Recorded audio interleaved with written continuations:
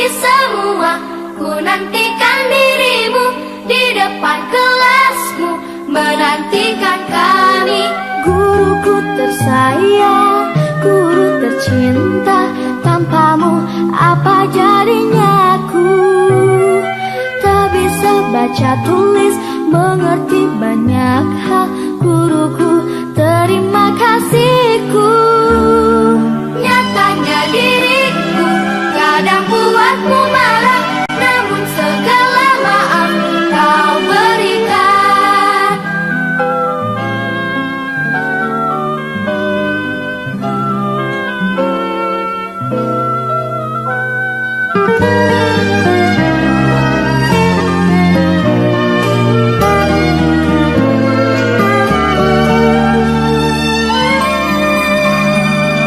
Selamat pagi semua, ku nantikan dirimu di depan kelasmu, menantikan kami. Guruku tersayang, guru tercinta, tanpamu apa jadinya aku?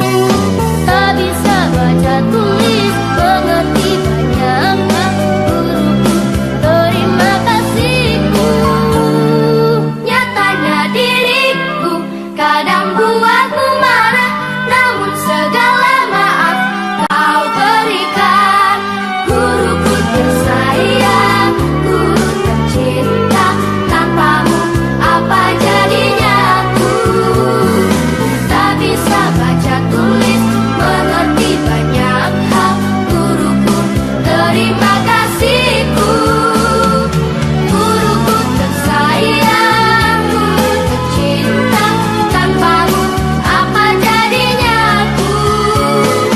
Tak bisa baca tulis, mengerti banyak hal. Guruku, terima kasihku.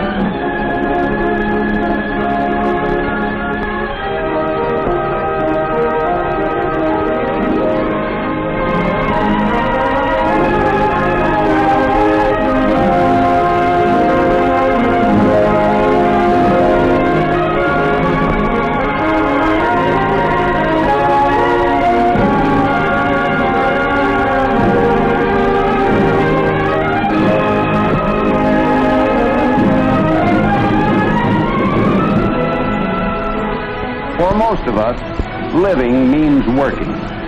So to get the most out of life, men looked for a way of making machines do some of their work. Wind was one answer, but it was not always reliable.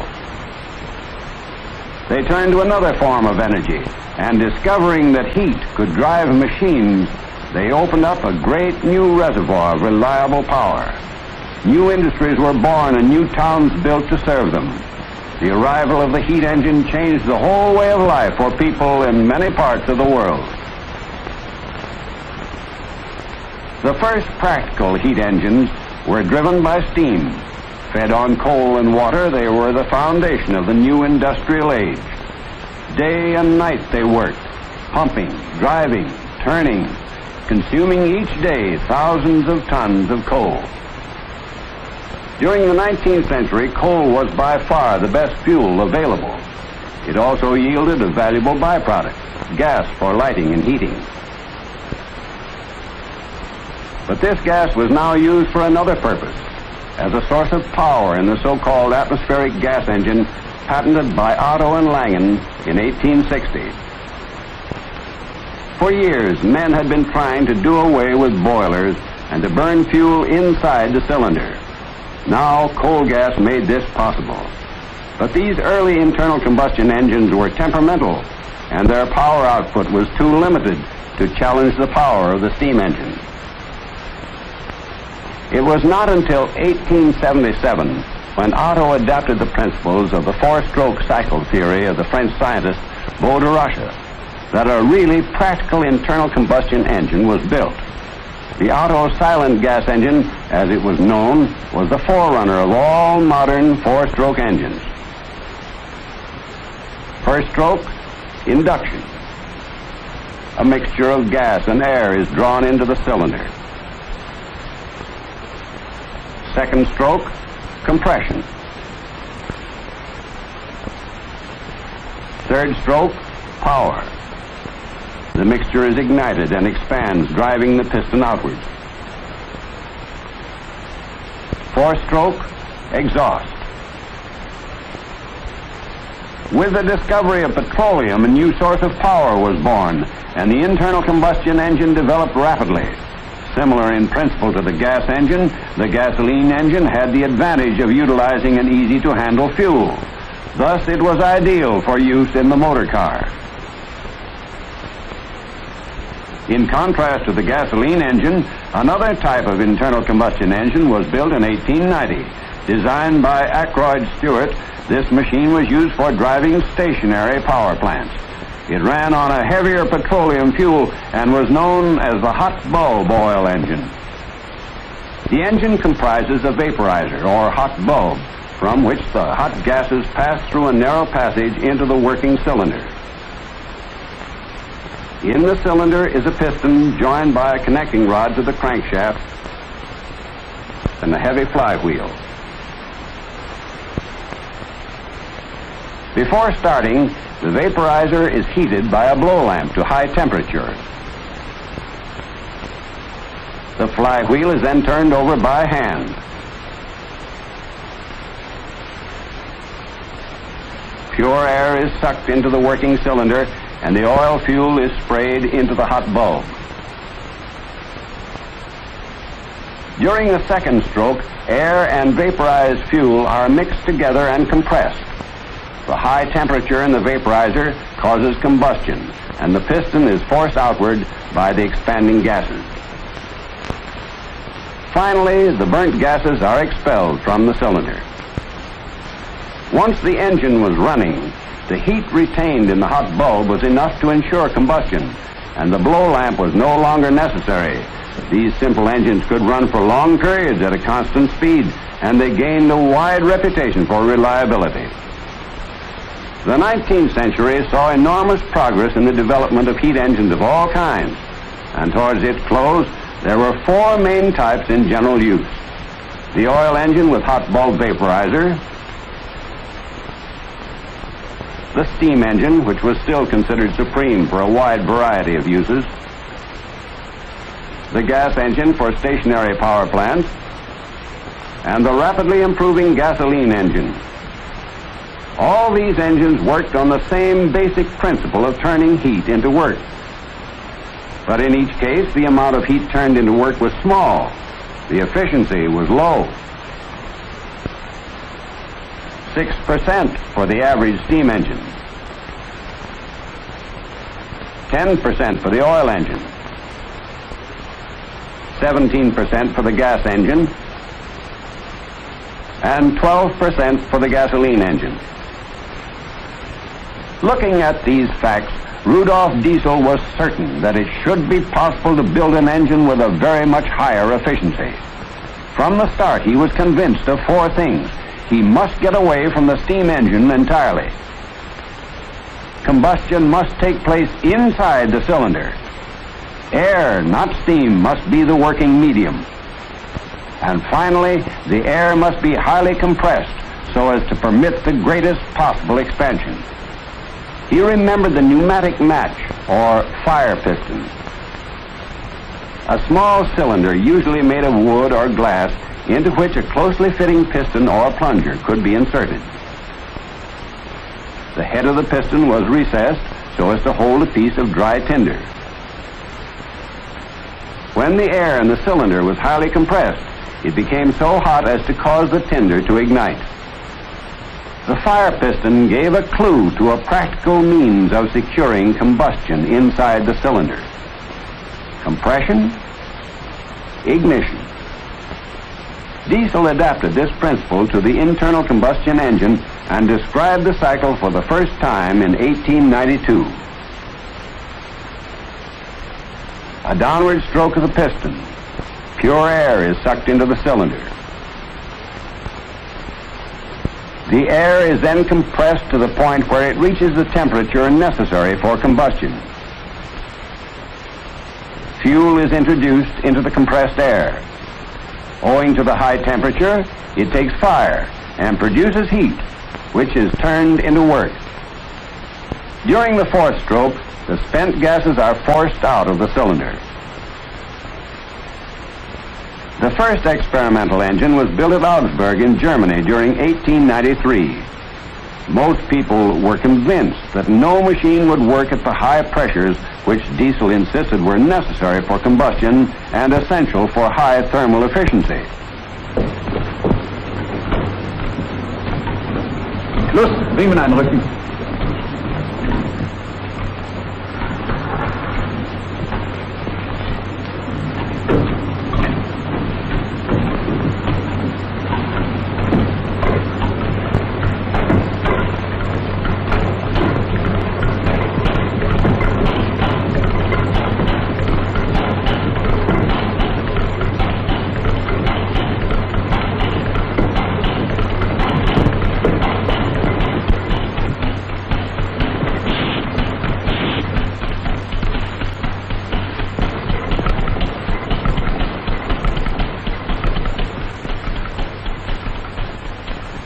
This engine never ran under its own power. One of the main problems facing Diesel arose from the high pressures inside the cylinder. An exact quantity of oil fuel had to be sprayed finely and accurately through a dense wedge of compressed air. It was found that the fuel pump by itself could not do the job effectively. So an air pump was added, which could blow the fuel into the combustion chamber. The principle was similar to that of a perfume atomizer. The method was known as air blast injection.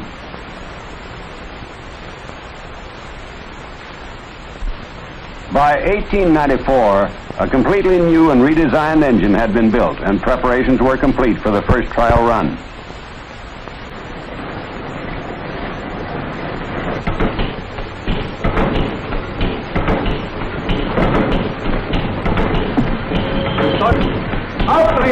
Jawohl.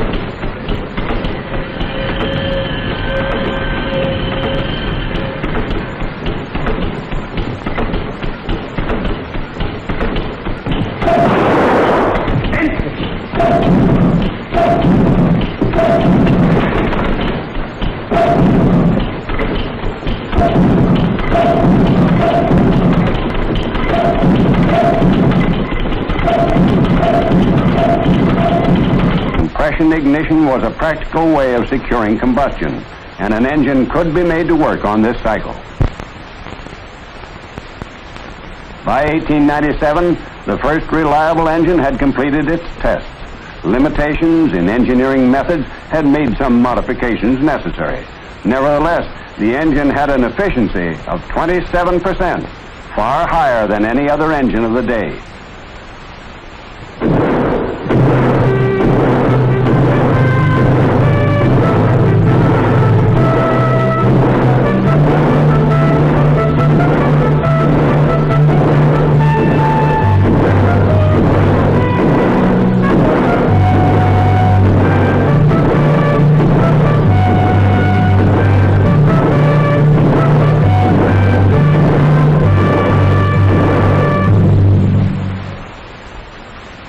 By the turn of the century, the diesel engine was in regular production.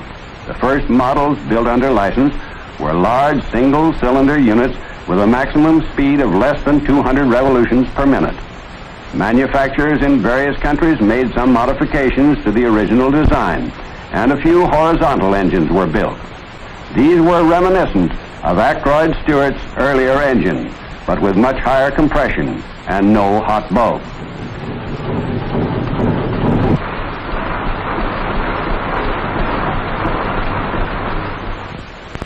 The diesel was ideal for driving electric generators. With the rapid expansion of electrical power, there was a demand for larger engines with more than one cylinder. With the development of more power, engineers soon realized that the diesel could be adapted for marine work. By 1912, the first ocean-going diesel ship had been built.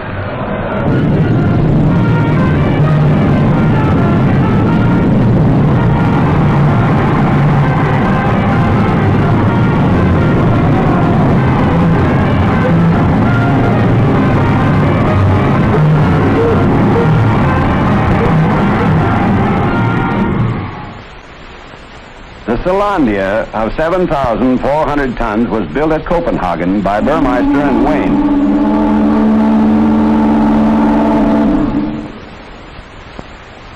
Her maiden voyage to Bangkok created a sensation in the marine world and marked the beginning of a close association between the diesel engine and the sea. Within a few years, hundreds of new vessels fitted with these engines were to be launched from shipyards all over the world. Today, one ship in every four is diesel-driven. The success of the marine diesel was due partly to the adoption of the two-stroke cycle for large, high-power engines. During the first stroke, the air inside the cylinder is highly compressed. Injection then takes place. Toward the end of the power stroke, the burnt gases surge from the cylinder and are replaced by the incoming charge of pure air. The first stroke is the same as the compression stroke in the four-cycle engine.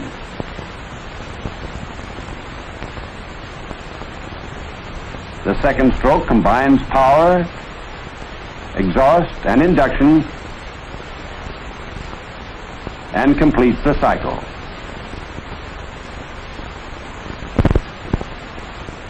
The advantage of the two-stroke cycle is that it allows a working stroke for each revolution and therefore delivers more power for a given engine size.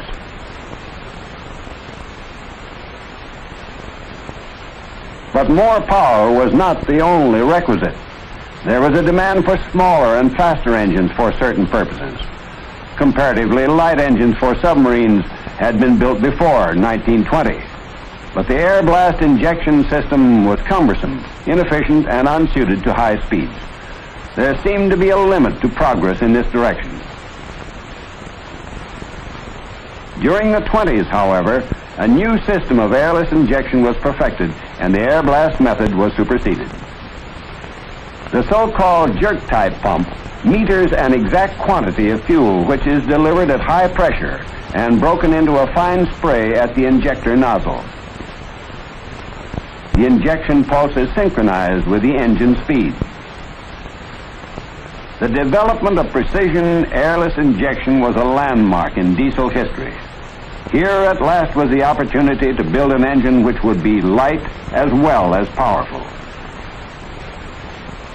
10 years of hard work and patient research were necessary before the high-speed engine could go into regular production.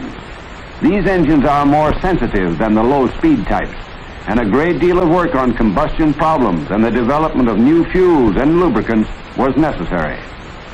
Then there were other aspects. For example, trucks, tractors, and small boats fitted with high-speed diesel engines may have to work in regions with temperature well below zero. Practical tests of starting and running at these low temperatures were carried out in special laboratories. This is only one example of a vast field of research and experiment which lies behind the production of the modern diesel. Today, engines of all types and sizes are in large-scale production throughout the world. Medium-speed engines for express trains, small high-speed engines for trucks and buses, diesel for tractors and bulldozers and agricultural machines, miniature engines for model cars and model aircraft, huge double-acting types for generating electrical power and for driving ships, two-stroke and four-stroke engines for 100 uses. The diesel has always had a reputation for efficiency and reliability. Like every other machine, it owes much to the past. To Ackroyd Stewart, whose early work laid the foundation for the solid injection engine. To the pioneers who discovered how to turn heat into work. To the scientists who learned about the nature of heat. To the engineers who have adapted their theories to practice. and to the petroleum technologists who have constantly developed new and better fuels and lubricants. It is through their work and knowledge that we have the modern diesel, the most efficient and most versatile of all heat engines.